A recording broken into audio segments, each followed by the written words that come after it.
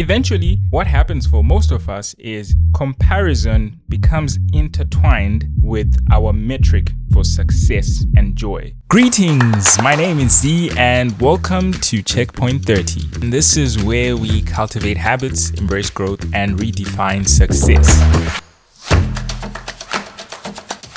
In today's episode, we're going to talk about the thief of joy that comparison can be. In itself, it's not a bad thing. Comparison is great for evaluation. We do it when we are shopping and we are comparing prices. And if you're like me and you're lactose intolerant, you would be in that milk section comparing the brands that are lactose free from the ones that are not. And when you're out eating at a restaurant and you get the menu, and again, if you're like me, you start comparing the prices because you're looking for the stuff that won't break the bank. But if you're like my wife, then you start looking at the ingredients and the stuff that it comes with. Start looking at what you haven't tried. Ooh, it's got salmon and all of these things. And you don't really care if it costs an arm and a leg. Story of my life. Love my wife. I do. Moving on. When you are looking at monthly budgets, if you're someone who likes to run the numbers, you always compare how much you spent last month compared to this month. It's great because comparing is the act of evaluating two or more things by determining the relevant comparable characteristics, which ones are similar and which ones are different and to what degree. But there's one thing that we like to compare, which is sometimes more harmful than it is not, which is ourselves. We like to compare ourselves to others. Now, to paint a picture in this episode, I'm going to break it down into two main sections. What I know and what I've learned. What I know is we grew up in a world of comparison. In school, you are compared to other students. That's fair and fine. At home, you are compared to your siblings, mostly by your parents. And I think I speak for, if not all my siblings, I was compared to my sister quite a lot. She was that sibling. She was an A-star student, always passed with flying colors. She was always getting promoted, always getting nominated for things. And it was like she was the golden child. And you would always hear, why can't you be like your sister? Maybe because I'm not. I think I actually said that at some point to my mom, that I'm not my sister. But that probably didn't end well because if you grew up in an African house, you cannot talk to your mother like she's your friend. But hey, grace to my sister. I absolutely love her today. But back then she was my enemy because I was like, dude, can you fail? Actually, if you're listening to this, you are probably one of the two. You are either the golden child that always passed and did everything, or you are the victim that was always compared to this alien in your house that for some reason did well in everything in life. Moving on. At work, you also compare yourself to your colleagues or other people in the industry. In my line of work, comparison is inevitable. It's something that happens every day.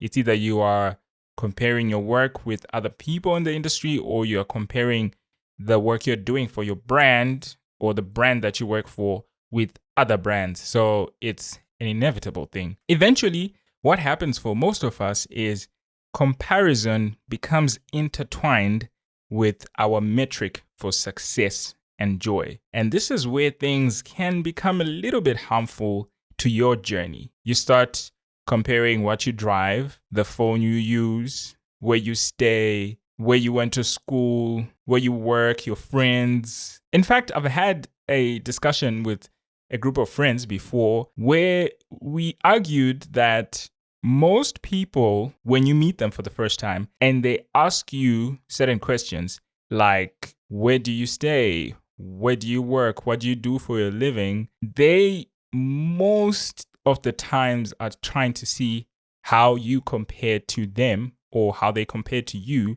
in a way to evaluate how they can place you in their life, which is, I suppose, on one hand, potentially harmful because you end up in an endless daily cycle of always comparing yourself to people. You're trying to see, okay, how do I match up to this person? How do I match up to this person? Which brings me to what I've learned. In Jordan Peterson's 12 Rules for Life, one of the chapters or rules is compare yourself to who you were yesterday, not to who someone else is today. And I couldn't agree any less with that, because looking back at my life, the times where I've been most joyful and rewarded in terms of moving forward and growing as a person is where I've looked at where I'm at today and compared it to where I'm coming from. So where I've looked at my journey, my story, and looked back to be grateful and thankful for where I'm at today and used that as a measure of success and growth. And what I've learned in that is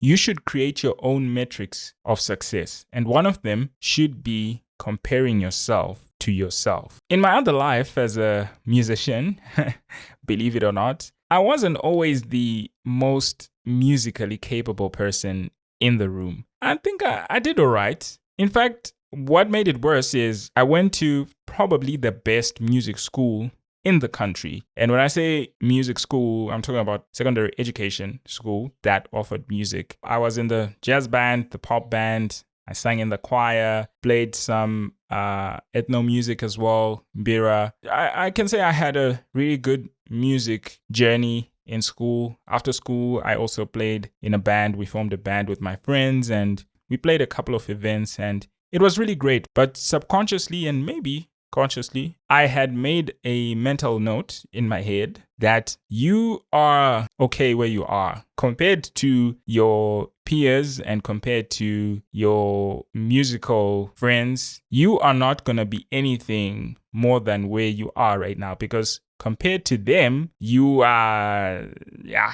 you're just okay. Yeah, you're somewhere, but you cannot be an achiever or a leader or someone who can go out there and do something more than what you're doing, which is in most cases was to back up or to fill in, not necessarily be the main person, the main guy, but to just be there. So I'd made that mental note in my head, which I'm glad I sort of broke out of. At some point, I don't know what the motivation was, but I went solo and became a recording artist. Shout out to my good friend Maxwell, who actually was and still would be today anyway, my producer for all the songs that I ever recorded. He is an amazing guy, but an even better professional producer. He knows his stuff, and hey man, shout out to you. My second official recording was a single named Ndire Gerere, which is Shona for Forgive Me, although the meaning of the song was Lord Forgive Me, which made number 1 in the gospel charts of one of the leading radio stations in Zimbabwe, which is, funny enough, called ZFM.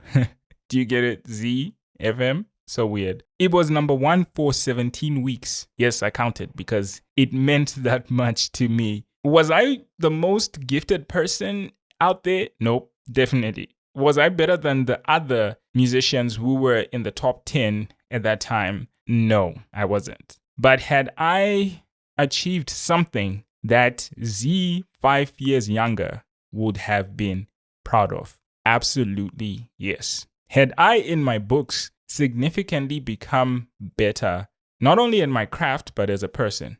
Definitely. It was a breakthrough moment for me. Quite frankly, it shocked a lot of people, but it shocked me mostly because I hadn't seen myself in that space. Remember, I told you I had made a mental note in my head that, look, in comparison to the people around you, you do not have the capacity or the capability to achieve any success, which probably was a fair assessment. If I compare myself at that time with other musicians in the industry or my friends at the time who were in the industry, it wasn't really a huge success because it was just being number 1 on one of the stations in the country. But it's not like I won an award. It's not like I made a lot of money. It's not like I had sold out a show with 10,000 people. There were artists at the time who had a lot of achievements under their belts. But hey,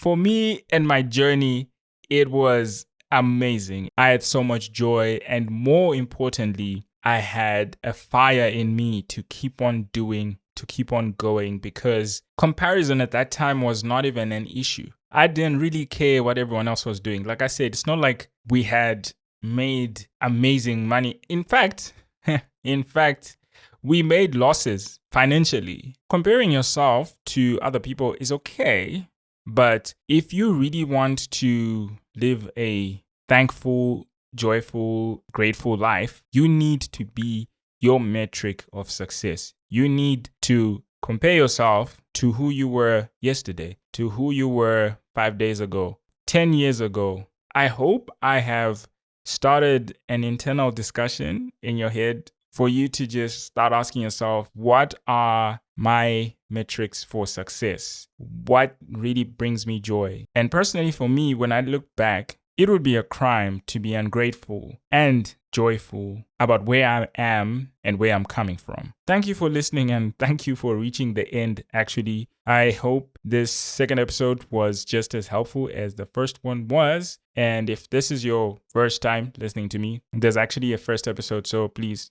go check that out. I hope you listen to me next time. My name is E, and this is Checkpoint 30. Until next time, cheers!